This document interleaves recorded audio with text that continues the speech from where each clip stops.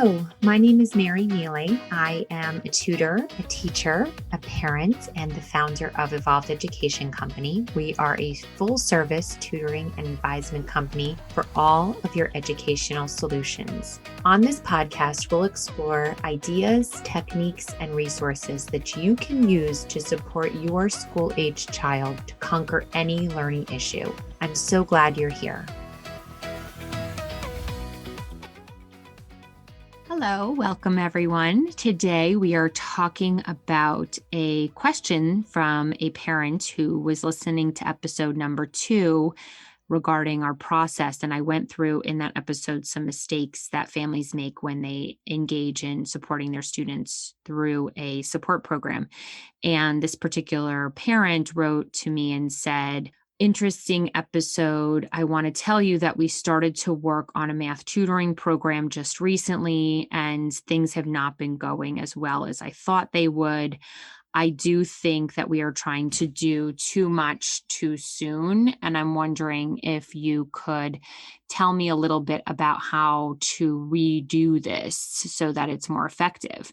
So I have some ideas for you. I just want to teach you why, a little bit more in depth as to why having so much going on in a support program is actually a detriment to your students' success in moving through a support program. It really has to do with a concept called cognitive load. So when a student is learning something new, they're going to need to provide a great deal of effort in that learning. And as they become the master of those strategies and tools, it becomes a part of their schema. They understand it. It becomes part of their routine. And so it's less effort on their part. So you probably can understand this as a parent because you've probably developed schemas for lots of things. So for example, if you go to your work every morning, or if you drop the kids off at school, or you go to the gym or something like this, you have developed a route that you take to get to where you're going. And originally you might have had to look at Google Maps or really be supported in that journey. But as you've done it a couple of times, now you know how to do it, and you probably don't have to really think about it anymore.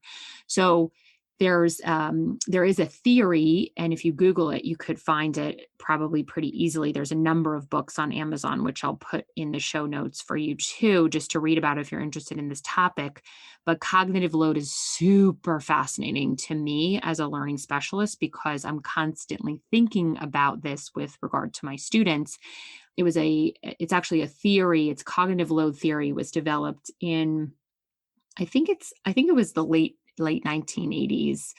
Maybe it was early 1990s. I'd have to look it up. But essentially, it was created by this guy named John Sweller. And Sweller kind of came up with this idea that if you change the way you teach something, you can reduce the cognitive load in learners.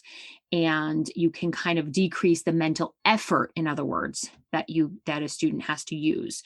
So there's a couple different types of cognitive load. There's the intrinsic one, which is the effort associated with a specific topic itself.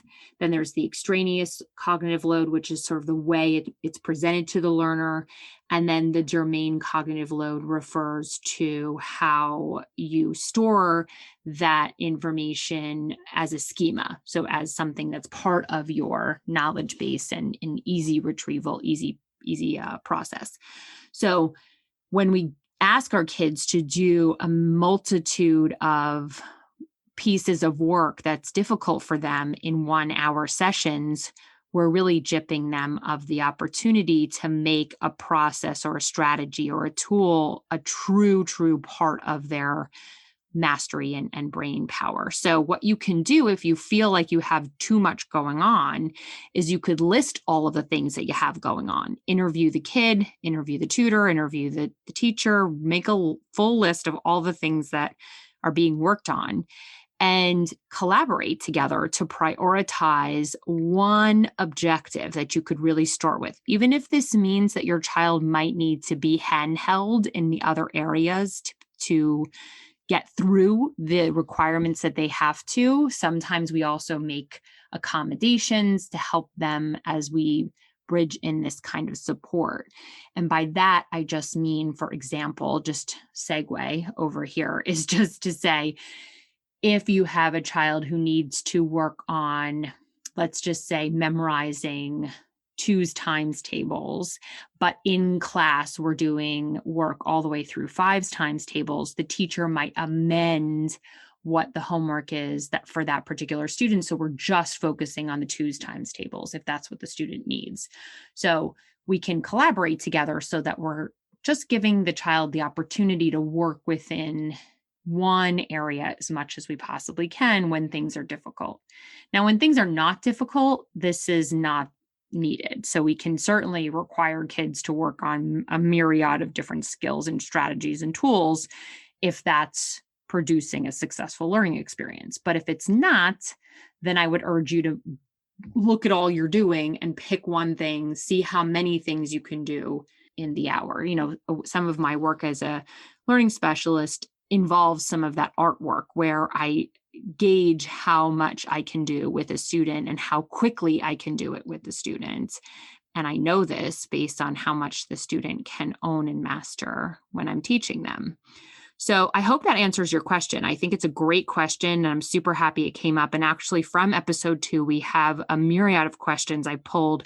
So I'm going to do a couple of episodes now just on these, further questions based on episode number 2. So again, if you have a question and you're a parent, please write us at hello@evolveded.com, and we will be sure to answer your question. I'm just sifting through all the ones we have now, which is super fun.